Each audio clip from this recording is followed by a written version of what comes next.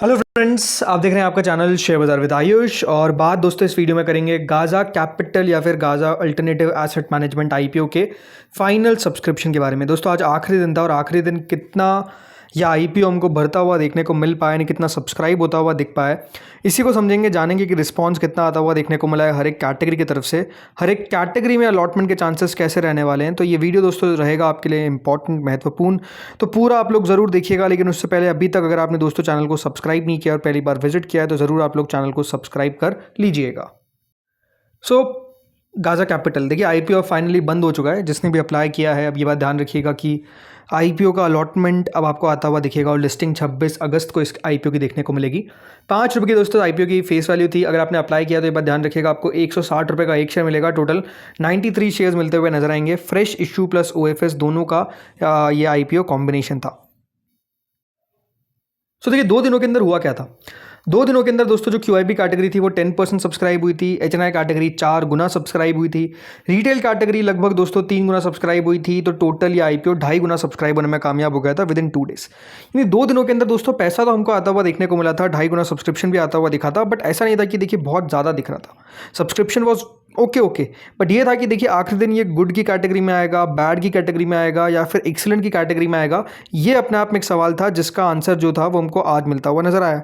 तो हुआ क्या है ये आप देखिए। तो आज दोस्तों आखिरी दिन जो क्यूआईबी कैटेगरी है उसने टोटल फाइनली जो सब्सक्राइब किया है वो है 45.87 टाइम्स। यानी क्यूआईबी कैटेगरी के द्वारा इस आईपीओ में 5,000 करोड़ रुपए लगाए गए, जो आप कह सकते हैं कि यहाँ पर अनुमान से तो कम है। क्योंकि अगर आपको आईपीओ में क्यूआईबी का सब्सक्रिप्शन लेस देन 50 टाइम्स आजकल देखने को मिल रहा है तो उसको उतना अच्छा नहीं माना जा रहा है। तो ये आप कह सकते हैं कि हाँ, इसके साथ भी वैसा ही हुआ है कि क्यूआईबी ने उतना पैसा नहीं लगाया। कौन कौन है जो अप्लाई करता हुआ देखने को मिला है, तो देखिए क्यूआईबी कैटेगरी के अंदर जो पैसा हमको आता हुआ दिखा है कुल मिलाकर इसके अंदर जो कैटेगरीज है, टोटल तो 31 करोड़ शेयर अप्लाई किए गए, जिसमें 8 crore 91 lakh share 97 lakh share apply करें एफआई कैटेगरी ने, 11.5 करोड़ शेयर अप्लाई करें डीआई कैटेगरी ने, म्यूचुअल फंड्स ने 1 करोड़ 41 लाख, इसके अलावा जो अदर्स कैटेगरी है उनकी तरफ से 9 करोड़ 60 लाख शेयर अप्लाई किए गए। यानी डीआईएस के द्वारा ज़्यादा अप्लाई किया गया। फिर आपको अप्लाई करते हुए नजर आए हैं अदर्स कैटेगरी। फिर दोस्तों यहाँ पर जो अगली कैटेगरी है वो है यहाँ पर एफआईआईस, और आखिर में आपको म्यूचुअल फंड्स देखने को मिलेंगे जो अप्लाई करते हुए नजर आए। यानी ज़्यादातर पैसा तो डीआईएस की तरफ से ही हमको आता हुआ दिखा है इस आईपीओ के अंदर, ये आप कह सकते हैं। इसके बाद दोस्तों अगर हम बात करते हैं एचएनआई कैटेगरी के ऊपर, तो एचएनआई पोर्शन कुल मिलाकर 65 टाइम सब्सक्राइब हुआ। एचएनआई कैटेगरी ने यहाँ पर ज़्यादा पैसा लगाया क्यूआईबी से। क्यूआईबी ने लगाया 5,045 करोड़ लगभग, और क्यूआईबी ने 5,414 करोड़।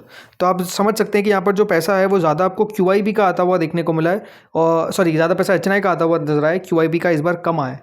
होता हमेशा क्या है कि क्यूआईबी सबसे आगे रहते हैं, बट ठीक है।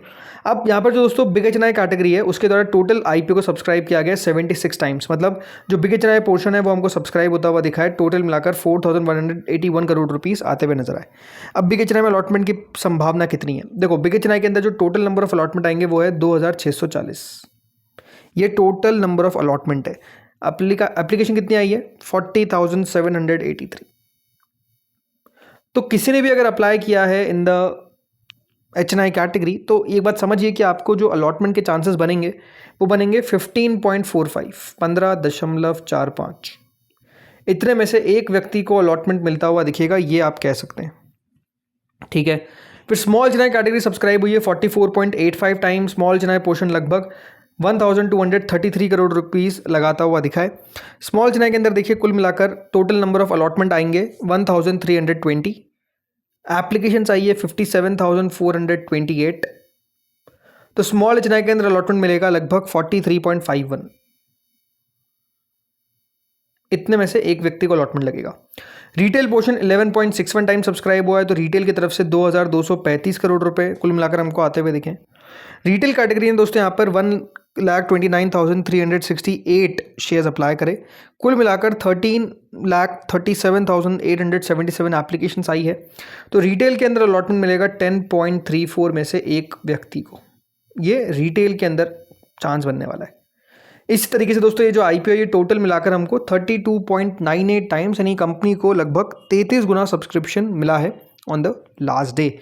टोटल पैसा आया है 12,696 करोड़। तो ये दोस्तों साफ बात है कि देखिए पैसा जैसा मैंने कहा जो अनुमान था, जो एक्सपेक्टेशन थी उससे आपको कम रहता हुआ दिखा है।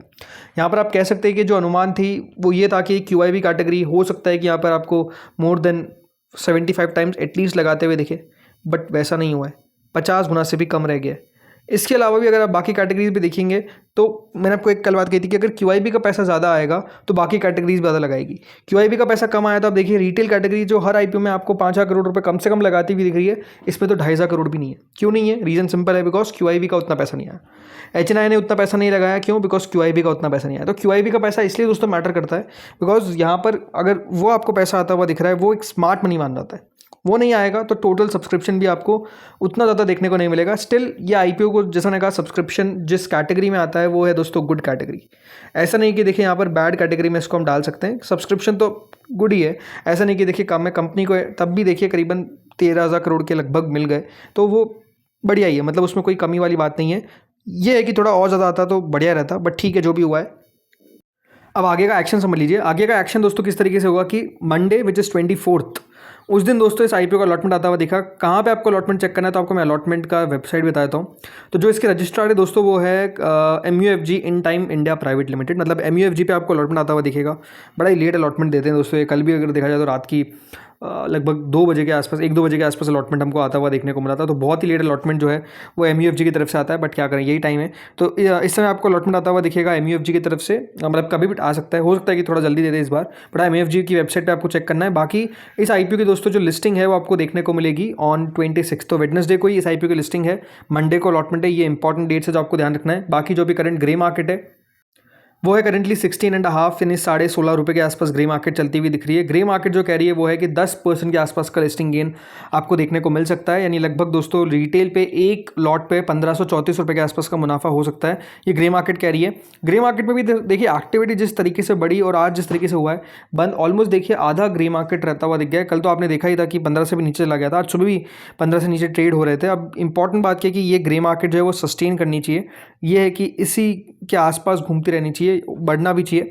बाकी जो आने वाली लिस्टिंग्स है उससे भी देखिए इंपैक्ट आपको आता हुआ दिखेगा। जिस तरीके से मंडे को ललिता ज्वेलरी मार्ट और हॉरिजॉन इंडस्ट्रियल पार्क की लिस्टिंग होगी, वो ये दिखाएगा कि भैया IPO की लिस्टिंग किस तरीके की हो रही है, अनुमान से बेहतर हो रही है, अनुमान से ख़राब हो रही है, और अगर वहाँ पर ख़राब हुई तो फिर इसकी भी ग्रे मार्केट गिर सकती है। बट ठीक है जो भी होगा, कमेंट में दोस्तों आप लोग बताइए कि आप लोगों ने क्या किया है इस IPO में, अप्लाई किया है या फिर आप लोगों ने अवॉइड कर दिया है आने वाले IPOs को लेकर। बिकॉज देखिए टेम्सन्स IPO और सिम्बायोटिक ये भी ओपन होंगे, इसके अलावा आज से एक ऑगमेंट भी ओपन हुआ है, तो वो भी इतने सारे IPO आ गए कि आप समझ सकते हैं कि देखिए रिटेल भी सोच रहा है कि कौन से IPO में ज़्यादा बेटर चांसेस है टू अप्लाई, जहाँ पर ज़्यादा पैसा बन सकता है, रिस्क रिवॉर्ड जहाँ पर ज़्यादा फेवरेबल है वहाँ पर आपको ज़्यादा पैसा जाता हुआ दिख रहा है, ये क्लियर सी बात है और वो आपको देखने को मिल रहा है। मतलब टेम्सन्स में ये बात ध्यान रखिए, इस IPO से ज़्यादा मतलब वहाँ पे 4,000 करोड़ रुपये ऑलरेडी आ चुका है और यहाँ पे टोटल मिलकर 2,200 करोड़ रुपये है। बट ठीक है जो भी है। बाकी दोस्तों इस वीडियो में इतना ही था। होपफुली वीडियो आपको बढ़िया लगा होगा, अच्छा लगा तो लाइक कर देना, चैनल से पहली बार जुड़े सब्सक्राइब कर देना। Thank you friends watching this video.